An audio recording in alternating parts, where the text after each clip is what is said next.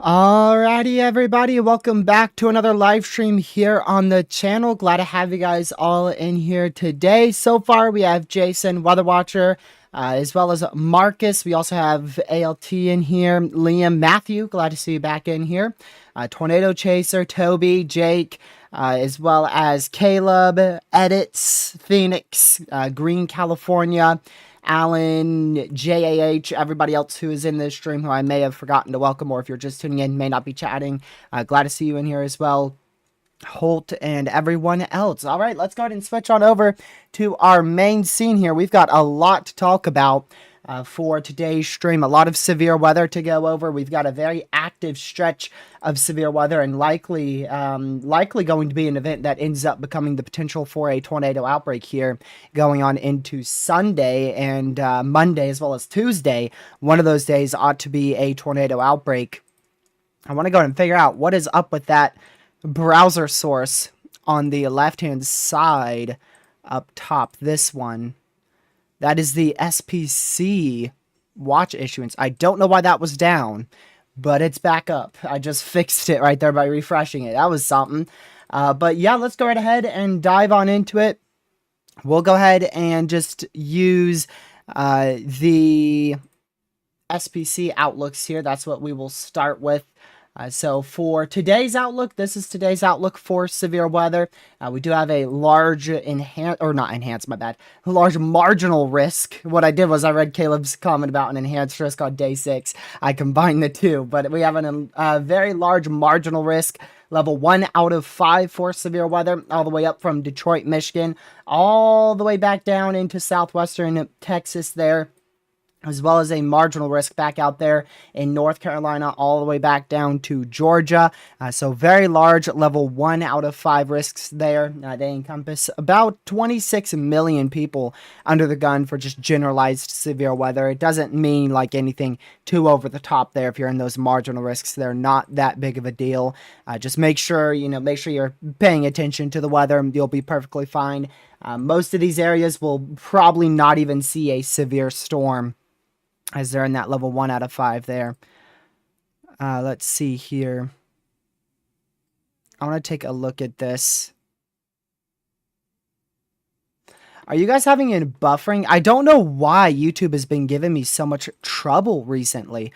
I've got another notification. This one says that my Wi-Fi is bad. Oh, now my Wi-Fi's too good. Wow, we just went full on 360 right there. Dude, oh my word, YouTube gets on my nerves sometime. Literally, it switched from, listen to this. It said, poor internet connection. We cannot keep the stream going for more than 8.3 seconds. And then literally 30 seconds later, stream is healthy. Excellent connection. Like, what? You're kidding me. Oh, it's so annoying for YouTube, man. But yeah, we also have a slight risk for severe weather up here in Kansas, Nebraska, back down to Oklahoma, into a good chunk of western Texas. Main risk today is actually going to be the opportunity for a tornado or two back up here in west central Kansas. I really don't see much with this risk. I believe the biggest issue is landspout tornadoes, so not necessarily tornadoes like what you may be thinking of, like the big destructive mesocyclone, classic supercell tornadoes, but more of supercells that actually just went tornado warned. Tornado warning for West Central Jefferson County in northeastern Kansas, North Central Shawnee County in east central Kansas, southeastern Jackson County in northeastern Kansas, Jackson, Jefferson, and Shawnee County in Kansas. Well, that's a bit random. Tornado warning there for Rock Creek and Meriden in northeastern Kansas. But what I was trying to explain there was it's more of going to be overlap between Three Cape and Vorticity. So it's not going to be these classic supercells producing large tornadoes. It should be more photogenic, small landspout tornadoes that won't likely end up being, well, what we have here. This is an actual mesocyclone tornado here. You can see the good area of rotation right in this region, southwest of Rock Creek. We've got a pretty good area rotation trying to drop a tornado. These storms back here will not be like that. You won't be able to see areas of rotation from radar. They should be more of landspouts, which means they will be very difficult to detect from a radar perspective for today's event. Maybe a chance for a actual normal tornado back down here, a mesocyclonic tornado back out here near Fort Stockton, somewhere around that area, probably northwest of Fort Stockton for today. We did get I believe it was a very photogenic tornado around the Fort Stockton area yesterday. I wasn't able to cover that because if you guys saw my community post, my tire decided to explode when I was attempting to go chase some supercells back there in North Carolina. I missed one of the best risks of the year in North Carolina because my tire decided to just explode on me. So that wasn't too fun. Lucky ended up getting a really good area of rotation. Nearly formed a funnel cloud yesterday out there near, let me go see where it was located. Just want to make sure Streamlabs is muted just in case I play copyrighted audio on Twitter. I said it on Twitter. Near Farrington, North Carolina is where Lucky almost got a funnel cloud. That's just to the south of Chapel Hill, southwest of Durham, North Carolina yesterday, right around the time frame of 4:38 p.m. Eastern. But guess what? He didn't get any videos or pictures of it, so I didn't even get to see it myself. But I did see it briefly. Because what he did was he called me on the side of the road. I'm over here trying to change a tire on a side of pretty much an interstate. And this dude's calling me, expecting me to be able to hear him and realize what storm structures are happening. So instead he just called me in a panic. Bro called me in a panic because he almost got a tornado. Thank you, Matthew, for the $10 donation. Oh my word, I'm glad it's not just me. Matthew, same, exactly the same. I thought my computer was just I thought it was about to catch on fire this morning because I was trying to open the SPC site and literally nothing was loading at all. I couldn't get to pretty much any products on the SPC. After 10 minutes, I finally got to see today's outlook from the SPC. It was taking forever to load. And then I went on my phone, tried it on my phone, and it did the exact same thing. So I'm not too sure if they're having some severe issues over there or not in terms of just server connection issues. But yeah, again, here's today's outlook for severe weather. Main issue is going to be the potential for some landspout tornadoes in western Kansas today. Also, the potential for widespread 60-mile-an-hour winds. Could get a gust up to 70. And also some widespread large hail actually ended up with a 2.75 significant uh, risk here for some hail. We could see up to 2.75-inch hail out here in western Kansas, extreme northwestern Oklahoma, extreme south central Nebraska could get some hail up to 2.75-inch in diameter. I did not realize they added that hatch risk until just now. Tomorrow, we've got a marginal risk. I do think eventually we could see a slight risk introduced, probably back out in this area, most likely for wind. I don't think we'll see much of a tornado risk, just a brief tornado or two. Some damaging winds up to 60-mile-per-hour winds tomorrow and some very small hail, all possible. Day 3, same ordeal, small marginal risk. This one's one of the lowest risks for severe weather we have here over the next week or so. And this is for the 25th. So if I'm not mistaken, that is Friday.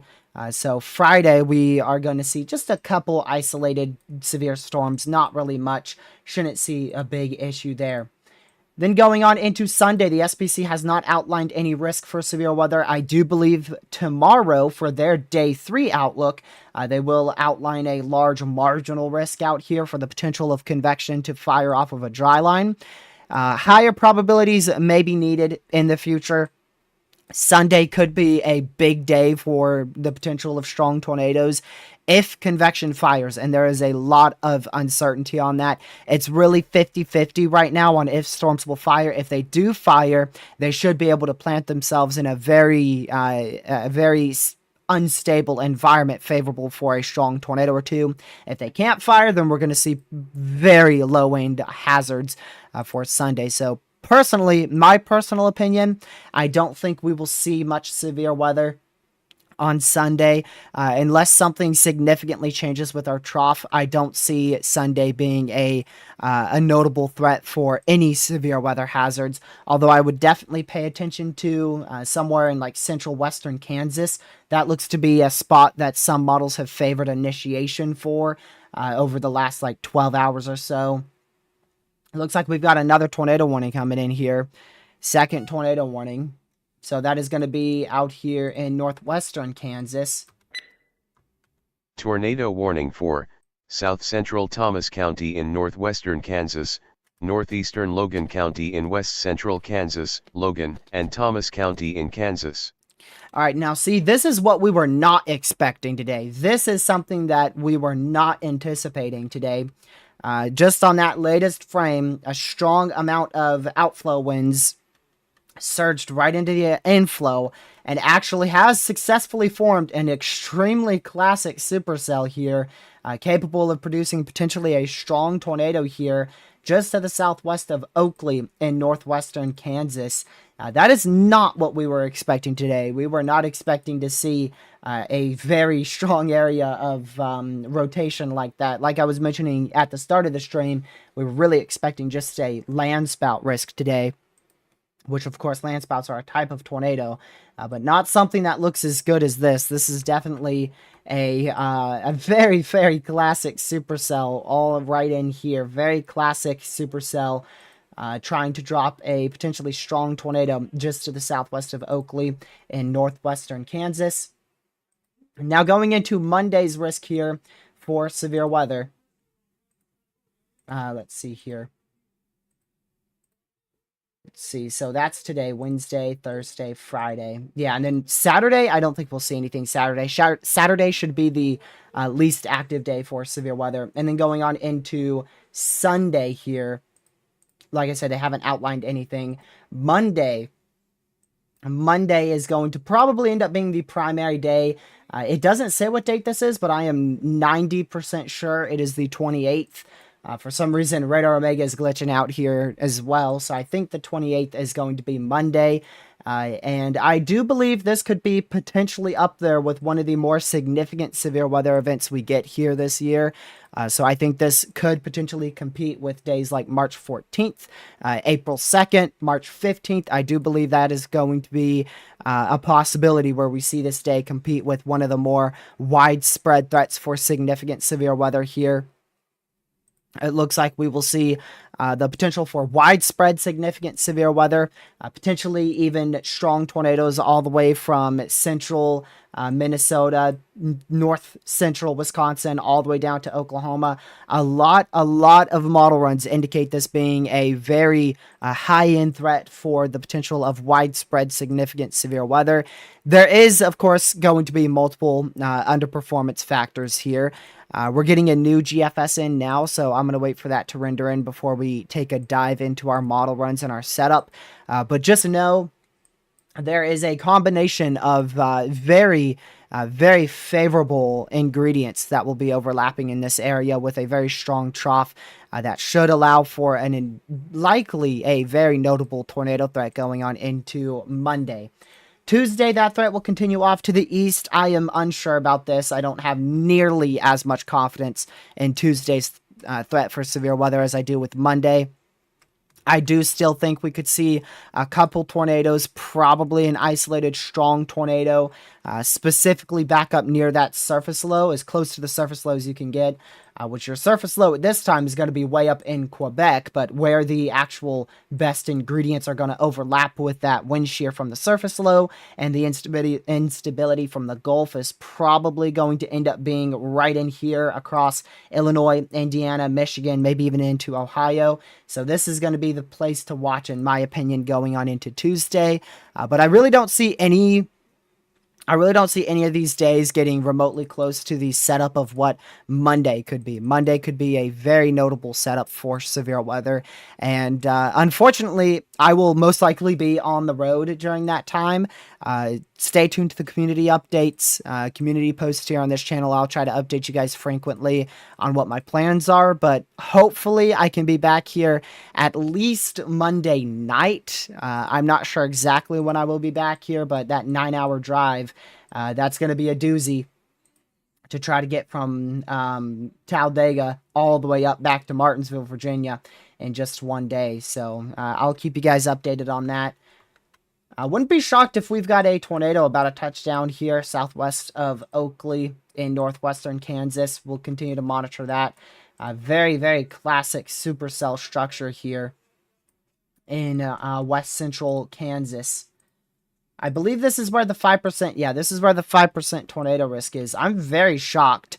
What does the environment look like? Like, we should not have a good environment here last time I checked. Let's see. SPC, mesoanalysis, Kansas. See if I can figure out why this is trying to produce a strong tornado. It'd be great if the SPC site could load. There we go. Still not fully loaded. Okay, so this is literally smack dab in the most favorable environment we have. It is in a supercell composite of 12, but why? Let's go here. It takes me like 20 times longer just to figure out the environment because the SPC site is so stinking slow. Holy moly, I can't bear with this anymore. Gracious day. I'm stuck on a gray page.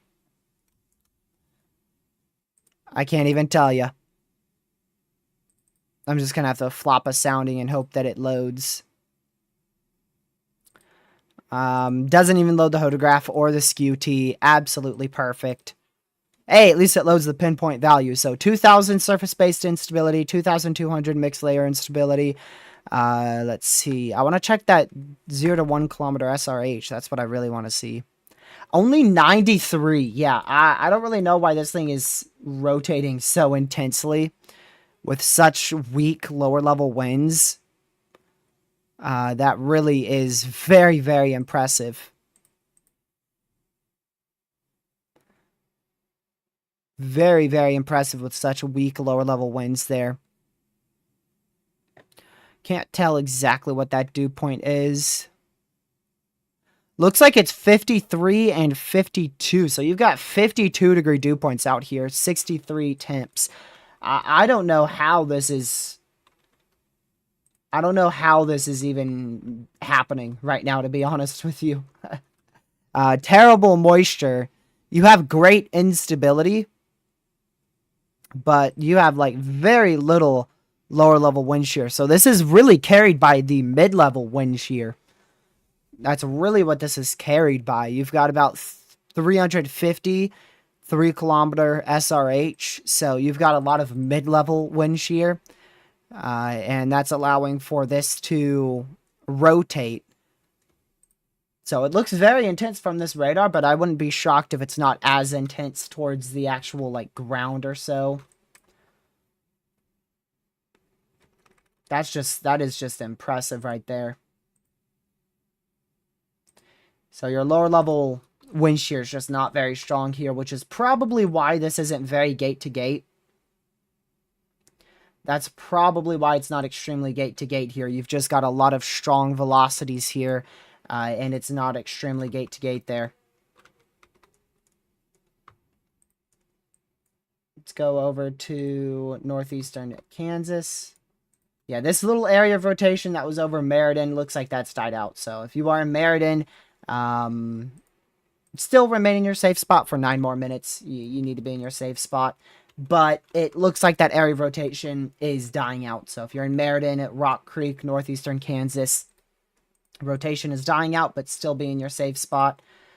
We'll go over all the model runs in just a little bit because I don't want to use old data. We're going to get new data in like literally a couple seconds, really. Right now, the GFS is rendering in for Monday. It did downtrend significantly for Sunday, which is what I believe is the case. I don't think we're going to see much Sunday. We may see a supercell or two on Sunday if something can sneak through before that capping builds in the evening, but I don't think Sunday is going to be the main day for severe weather.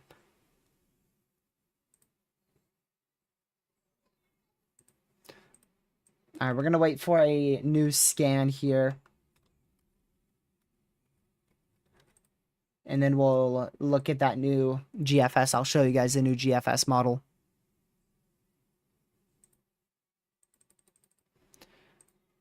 Let's check here.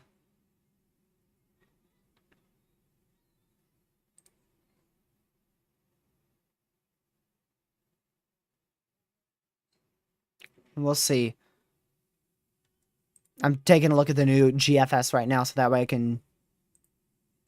I'm going to be able to know what to say before I show it to you guys. Because I don't want to get it wrong. Yeah.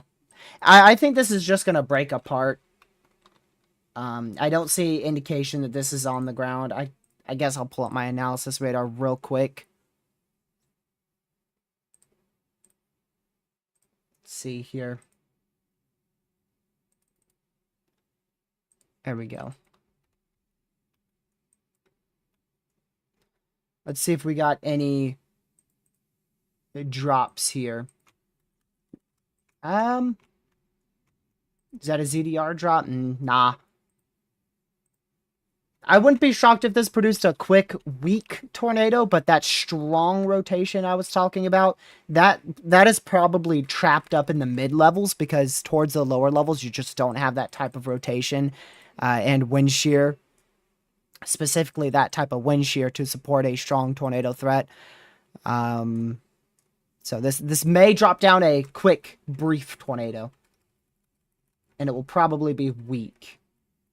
Yeah, you can see when we go up in tilt, that is much more gate-to-gate and looks a lot stronger. That's because you have better wind shear, better change with height further up in tilts. But then once you go closer down to like 2,000, 3,000 feet, you start to lose that strong area of rotation.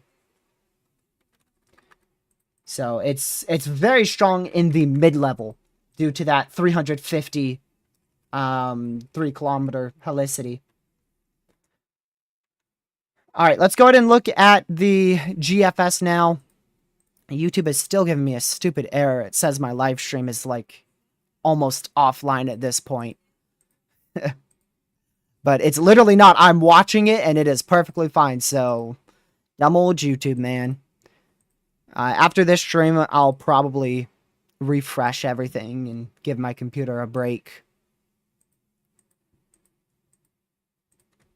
Yeah, the pink is small hail, and then the lighter the pink is, the larger the hail is. So once you get into like black and gray colors, that's when you're getting towards like an inch and a half or so in diameter. But DBZ doesn't exactly correlate to hail. It's just kind of a guess, right? It's just a guess. So once you get into like, say, 60 dBz, that's when you start thinking, okay, this is going to be dropping half inch to inch hail. And then once you're going towards 70 dBz, which is these black and gray pixels, that's when it's getting closer to probably an inch and a half, maybe up to 2. And then 70 plus is going to be greater than 2 inch in diameter hail. But it's just a general idea. I've seen DBZ values of 80, and we only get reports of 1-2 inch hail. And then I've seen DBZ values of like 55, 60 with reports of 2 inch hail. So it's just a general approximation. Which right now you can see we're at about 70 dBz. So if we go ahead and go to like Radar Omega, for instance, we've gotten a report of just less than 1 inch hail, right? And if we go to the radar indicated here, let's see what it shows. See, radar thinks there's 2.75 inch hail falling right now, 2.75 inch hail, but official reports have 1 inch in diameter. So see the difference? That's why. Yeah, I'm very careful with what I say in terms of hail analysis on radar. I'm not very confident in it.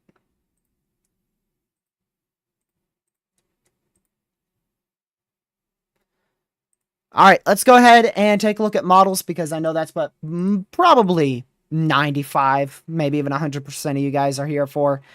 To take a look at this event. I did not mean to switch to that scene. We have already started. Switch to the wrong scene. There you go. My goodness. I'm a little rusty. We're starting soon, even though we've been live for almost 30 minutes already. So let's take a look here at the GFS. And this is what raises a red flag to me. I'm gonna be just dead honest with you. This worries me. Honestly, this worries me. Seeing a large area of 40 to 70 knot mid-level flow, that worries me.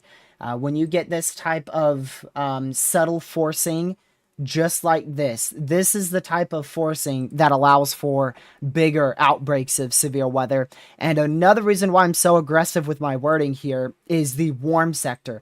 You have almost 70-degree dew points into central Iowa. That is insane. That is absolutely insane. Now, it's not extremely uncommon for April or May, right? We see that probably about once, maybe twice a year. But for this perfect of a trough, it doesn't look very organized, right? You think, okay, you want a very sharply tilted negative trough that's aimed like this, so that way you get a bunch of forcing. You've probably heard this before if you're in the weather community a lot. Subtle forcing is the best forcing in terms of storm chasers wanting supercells and, to see photogenic tornadoes, because subtle forcing allows for discrete supercellular development in the open warm sector. Now, this trough did downtrend just a little bit on the newest model run. It looks like wind shear actually downtrended by quite a bit there. So you definitely did lose a little bit of wind shear. You're down to about almost 200 helicity there. That is still enough to cause significant issues for sure. And look how these initiate. See how these look to initiate like discrete to semi-discrete, and then you do have a little bit of a cluster back out here. You can make out the storm mode on the GFS model run. And that's crazy because it is a very low resolution model run. Here comes a new tornado warning. Where the heck is that one going to be for?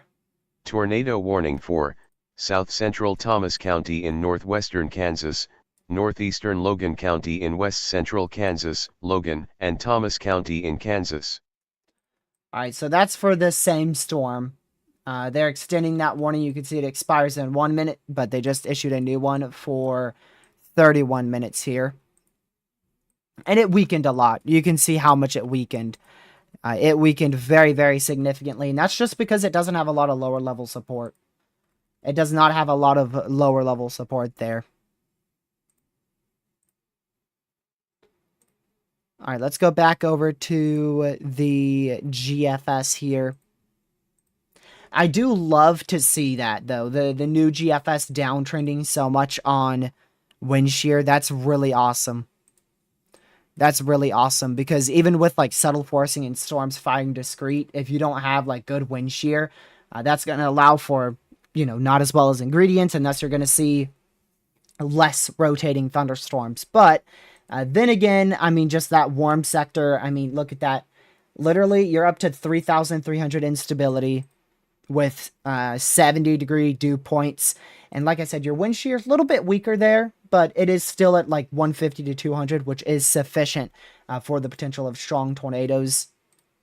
And then your lower level jet, that's also something that's a little bit worrying to me, is the fact that at 18Z 2 p.m. you already have a 40 to 50 knot lower level jet over Iowa. That is already sufficient for strong tornadoes. And then as you get into the nocturnal hours, that LLJ ramps up significantly, possibly up into 60 knots there. So just in my opinion, this is definitely a setup that should be able to be capable of producing strong tornadoes. Of course, we'll have to wait till we get closer and we'll work out the mesoscale features. Mesoscale features are very important. Exactly how the storm mode is going to fire, when storms are going to fire, exactly what ingredients are they going to be in, where they're going to fire. Those are all mesoscale features that we really won't know until a day, maybe 2 days before the event. But right now we can only look at the broader scale of things, which in my opinion, I really think that this could be a big outbreak for at least severe storms. At least severe storms, all the way from central Minnesota, all the way back down to Oklahoma. This entire area here, along that entire jet stream. As we get closer, we'll also be able to figure out how your trough evolves too, because other models like the Euro is a little bit less amplified with your trough, but it does still have it. It actually has even more widespread of a lower level jet response there. So I mean, it's really just crazy on all your model runs. That's why my wording is a little bit higher than normal. You guys know I'm pretty laid back with the wording, but I do believe this could end up being a big outbreak of severe storms here. The Canadian model run, honestly, I've never paid attention to the Canadian model run. Every single time I've used it, it's been wrong. So I really just, honestly, that would be one of the model runs I probably would just not even pay attention to, like, ever, as a weather enthusiast. Maybe in winter, but outside of winter, probably not. It doesn't seem like the Canadian model run's good for severe storms and severe weather, in my opinion. So the area that you need to be watching closely, I'll give you a good old view here of what we are looking at for Monday. So this is the SPC's official outlook for severe weather, and notice how large this is too. So they are also very confident in a widespread severe weather event unfolding here on Monday, April 28th. I do believe they mentioned something. There was something, let's see here. Yeah, a fairly broad area of all hazards of severe weather.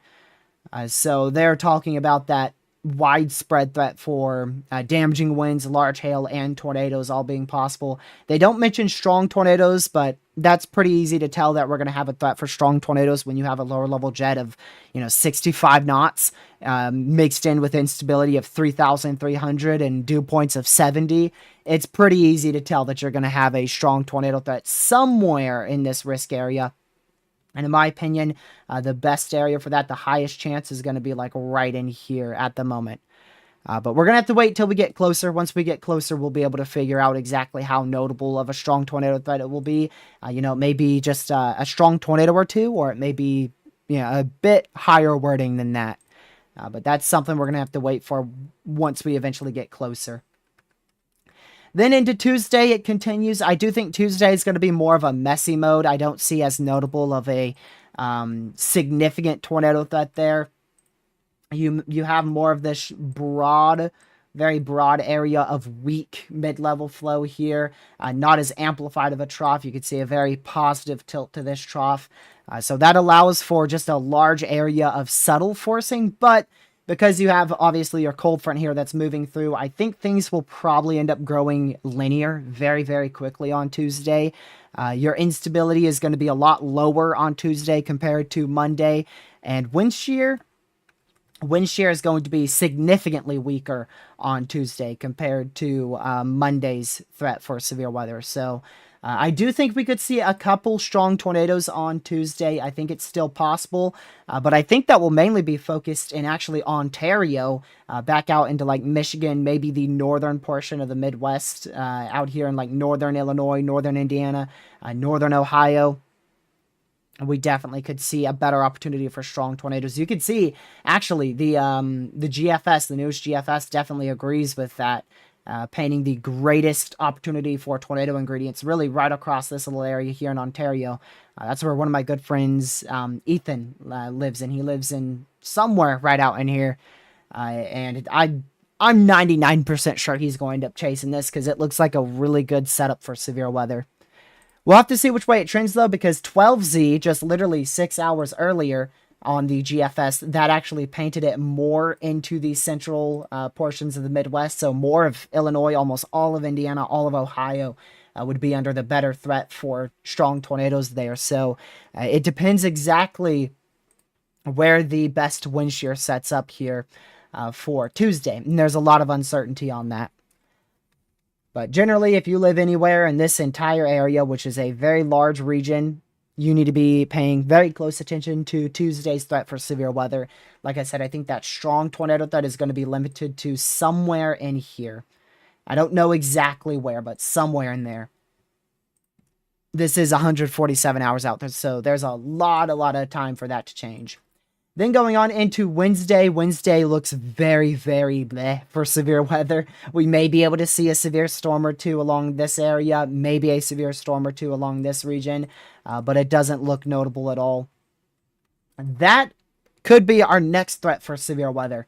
Going on into Wednesday and Thursday, we'll have a little short wave that tries to traverse the southern U.S., that might allow for a little bit more of a heightened threat for severe storms in Texas, but it doesn't look nearly as big as Monday. Monday is, I'm just really concerned about Monday, to be honest with you. Just this trough right like this, it really just, it seems to me like almost the perfect trough for discrete storms, in my opinion. Now there's definitely, there's better setups, especially in Dixie Alley, but for the northern plains, this looks like almost as good of a trough as you can get, in my opinion. But we'll have to see as we get closer. A lot of things could change, okay? Right now it looks like a big time severe weather outbreak, but as we get closer, instability could downtrend, wind shear could move more north, something could be displaced to where something doesn't go right, maybe the trough trends more negative, which if it does, that could allow for greater forcing and thus a more messy and linear mode. So there's a lot of things that could change. Western Ohio, yeah, you'll end up with the risk for severe weather. Thank you for the $4 donation. I apologize, I missed your last one. I just saw that. I do think you will have the chance for severe weather. I don't know how severe, and I don't know exactly what hazards, but at least the opportunity for some damaging winds at minimum in northwestern Ohio. Now, if you get towards central Ohio, like say Columbus, that's where you may get into the nocturnal hours and thus less of a severe threat. But we'll have to wait until we get closer to figure that out, because if the trough slows down, it could shift out of Ohio. If it speeds up, it could, a better chance for severe weather could shift into Ohio. So a lot of things could change.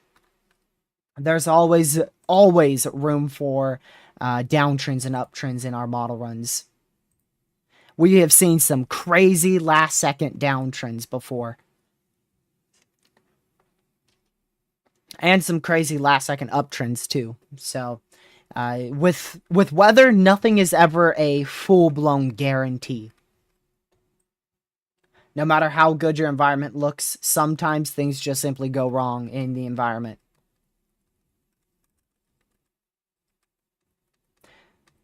Let's see here. You know what I'm noticing? Looking at this trough closer, you for sure 100% have a embedded negatively tilted shortwave right in there. You see that?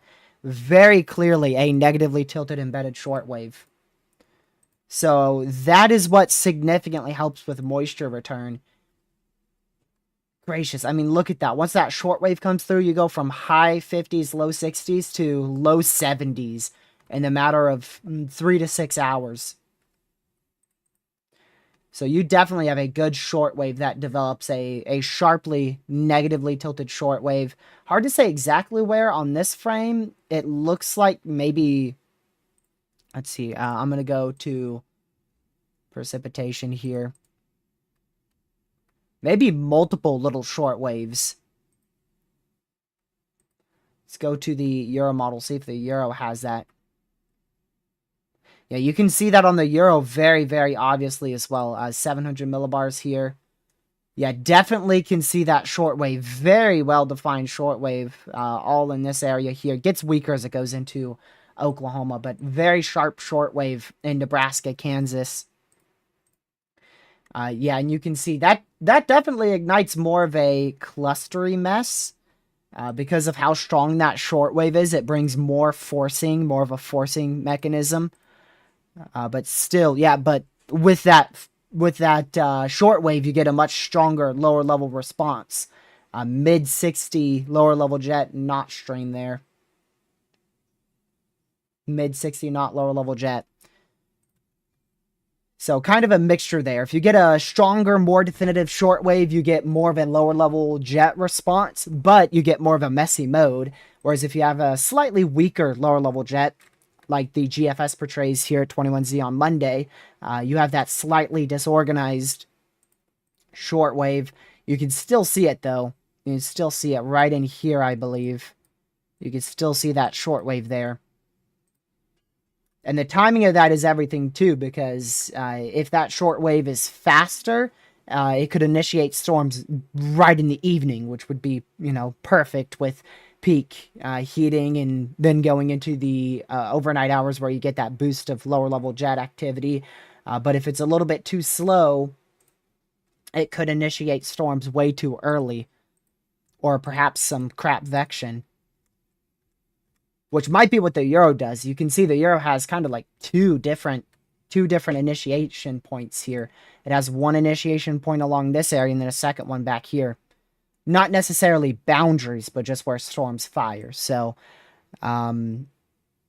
just going to be a lot of stuff to keep an eye on. I'll keep an eye on it, as I always do. But what you need to know is be weather aware. That's all you need to know. Be hyper weather aware. If you are in the SPC's risk outlook here for Monday, this is just the simple terms. The SPC, they do all that analysis for you. I just also like to break it down more too here on this channel. I like to break down the model runs and why we're going to see a severe threat, instead of just saying you're going to see some severe storms here. I like to break it down and show you why. I do want to go check on that tornado warning. Yeah, it just didn't survive well at all. It looks like that definitely had some sort of boundary interaction. I can tell. Yeah, for sure. You see that? Definitely some type of outflow boundary interaction here. Right in this area. For sure. Right in here. Yeah, and maybe it briefly attached to that boundary. That's what allowed for that lower level response, and hence why you saw such a classic hook echo. And then as that boundary kept pushing off to the southwest, that hook echo started to die out. So very awesome, extremely mesoscale interaction there. That boosted lower level SRH in the area. And hence allowed for a strong area rotation to form and attempt to drop a strong tornado, but that boundary was so fast that it just fell apart within 3 minutes or so. It just really didn't survive that long. If we had better lower level wind shear, though, that definitely would have survived much longer. But yeah, here's your SPC outlook. I do believe when we wake up tomorrow, the SPC will have a day 5 enhanced risk, 30% chance out. Probably up here from Minnesota, Wisconsin, back out into Kansas, Missouri, somewhere up here. I do believe we will see a 30% day 5 risk from the SPC. I don't know how large it will be. It may be a lot smaller where confidence is the highest, like back out here towards Iowa, Nebraska, Kansas, and Missouri, or it may be significantly larger like that. But I do think somewhere in here, we will see a enhanced risk for severe weather on the day 5 outlook from the SPC. Tuesday, I think they'll keep Tuesday slight because Tuesday, I just can't tell the best area for severe weather. Tuesday, it could be Illinois, Indiana, Ohio. It could be Michigan and Ontario. It could be legit just Ontario. So I don't think there's enough confidence to introduce an enhanced risk on the day, the current day 7 outlook, which would be the day 6 outlook tomorrow.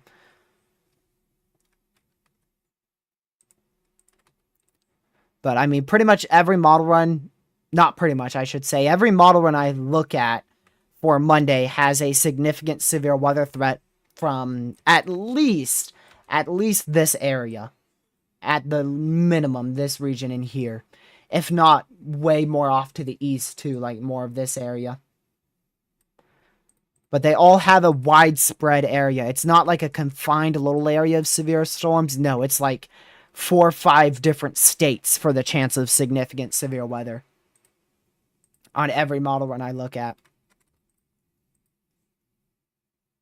All right, I do want to take a look at your CFS version 2 extended range. And I don't want to look at the CFS. I want to actually look at the GEFS. All right, so this is your daily sum of continental U.S. supercell composite. Long story short, the higher the number, the more favorable the environment on that given day. And if you look at the bottom, I know this graph's a little complex here, but it really paints, for some reason, it really paints the 29th. The 29th really has a lot more colors. The 28th and the 29th, but the 29th has a bit of a better signal there. Is that not Tuesday?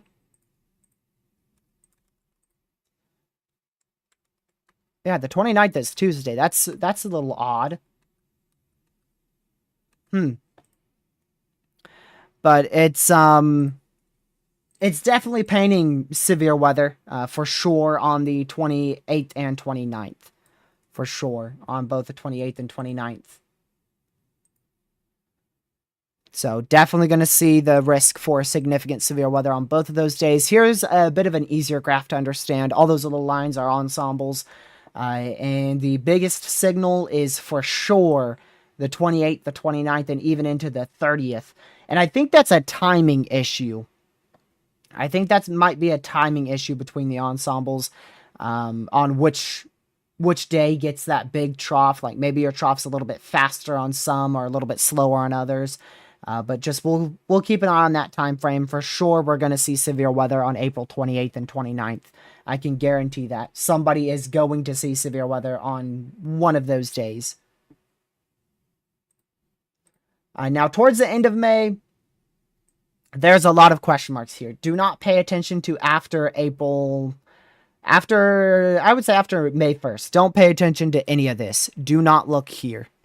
Because there's a lot of uncertainty. Some models show an omega block, meaning literally next to no severe weather for a week. Other models show a huge trough pushing through on May 4th and 5th. So just a lot of uncertainty beyond May 1st there. We got to take it one trough at a time. First, we have all these mesoscale feature days, today, tomorrow, Friday, all mesoscale features day. Then we have Saturday, which is pretty much nothing. Sunday, we have that dry line setup in probably West Kansas, West Oklahoma. Very conditional. It all depends on if the dry line convects. And then on Monday, we have probably our biggest day, Monday, April 28th, probably going to end up being our biggest day for severe weather.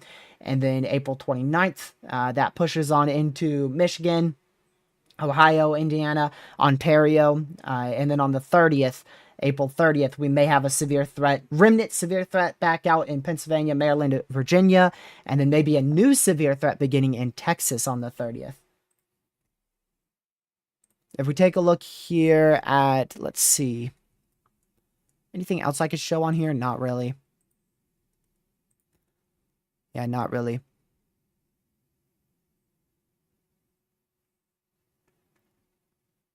Let's see, new mesoscale discussion. A tornado may occur. Yeah, we're not gonna be live for too much longer. I don't plan on covering today. I got a lot of stuff to do. Today and tomorrow are not going to be coverage streams. Tomorrow, channel notice, listen up. Tomorrow is going to be the last live stream for a few days. I may be able to live stream on Monday, but the next guaranteed live stream is on Tuesday.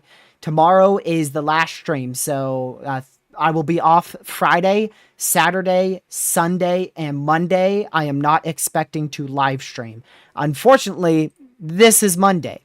I'm not expecting to be live on Monday because I have a 9-hour drive from central Alabama all the way to southern Virginia. There's a chance we leave early. If I leave at 8 a.m., I could make it in time to stream on Monday. But if I leave later towards like noon or 1 p.m., I'm not going to be back till like midnight or 1 a.m. Monday night. So I do not plan to live stream on Friday, Saturday, Sunday, or Monday. The next live stream is definitely tomorrow. I'll be live for an hour tomorrow, and then I will be live for sure on Tuesday. Sunday, the April 27th, 2011 Super Outbreak video is currently up for premiere. I'll send you guys over there. I'll do a redirect to put you guys over to that video so you can go ahead and hit that notification bell for the video. So that way you'll know exactly when that video comes out, even though it's already planned. I have it up for 3 p.m. Sunday Eastern Time. That April 27th, 2011 case study will be out. I am going to rewatch it one last time. I'll probably rewatch it one last time tonight just to make sure I didn't make any crucial editing mistakes. But I'm pretty sure it's all good to go. I don't believe I made any big mistakes there. It took a long time to make. It took like 4 to 5 hours. I'm not even going to lie. If I did a documentary on it, a documentary would probably take almost a week, to be honest with you. Because just an analysis alone took very long. Let's see. Yeah, I'll be at the Cup Series race in Talladega, Alabama, on April 27th. So I definitely won't be live Sunday. I have thought about doing a shorts live stream. There is the chance I do a shorts live stream on one of those days, but honestly, it's a very rare occasion. I'm probably never going to go to Talladega ever again. So I really do not want to do any live streams down there. That's why I ended up making that case study, so that way you guys would at least have something to watch whilst I was down there. So also I have family that lives very close to that area. So I will definitely do a community post while I'm down there, for sure. I'll probably end up making a few of them, just talking about the severe threat and keeping you guys at least slightly weather aware on my part. But make sure you have other ways to receive watches and warnings throughout all these days. Never rely just off of one person. I'm human too, believe it or not. I have a life outside of just sitting in this chair, so please don't rely just off of me. Please have other people you turn to, preferably like your local meteorologist, the National Weather Service. Make sure you are tuning into them very, very frequently. I definitely will, Caleb. I for sure will. Actually, thank you for reminding me. I got to clean out my phone probably today. Get rid of some storm pictures. Get ready for storm season because we're finally kicking off in North Carolina. We had our first good setup yesterday, and I freaking missed it. I missed it. I think we had like 1.5-inch hail. We had 2 funnel clouds in North Carolina. I was going. I was going to be there on time, and then my tire exploded. I'm never going to forget that. But, man, at least now I know exactly how to change my tires. I knew how to change a tire before, but just not on this car. But there was a lot of issues with it too, so yeah, my tire went kaboom. It wasn't a flat. It was a full-blown, like, blown-out tire, like NASCAR style. Thankfully, it was the right rear, so if it was the front right, I probably would have slammed into the guardrail. So thankfully, it was the right rear to where I was able to control it.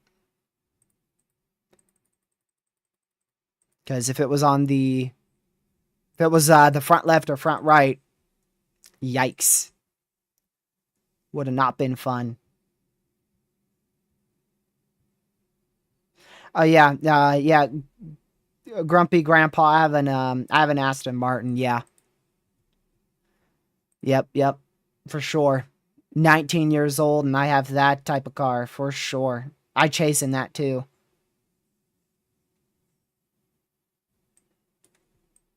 But yeah, um, that's gonna be it for this stream, y'all. I'm gonna start wrapping it up. I'll be back here tomorrow at 6 p.m. Eastern. Don't miss it. Don't miss it because it will be the last live stream for about 3 to 4 days. And like I said, I'll redirect you guys over to the April 27th, 2011 video. It is not out. It's not out. It will be out Sunday at 3 p.m. Eastern time. But I'll send you guys over to that premiere so you can hit that notification bell and be alerted right when that premiere starts. Also, a warning, I will not be in the premiere. I will be somewhere in Talladega at that time. So I won't be able to watch the premiere with you guys. I'm going to go over it one last time before I just leave it there. I just want to make sure I didn't make any editing mistakes, which, you know what? I might not go over it one more time. One of these days, y'all, one of these days, I am going to make an editing mistake, and there's just going to be like 10 minutes of dead silence in one of my videos. So if you're one of the first people to watch it, you never know. It could be the video I made a mistake in. Hopefully not. That would be horrible. The first case study, and it's the first video I make a crucial mistake in. But yeah, I appreciate you guys for tuning in. Make sure you hit that subscribe button on the way out. Hit the like button on your way out. Share this stream with family, friends, social media. And I'll catch you guys at tomorrow's live stream around 6 p.m. Eastern time. Have a fantastic rest of your Wednesday night. Goodbye.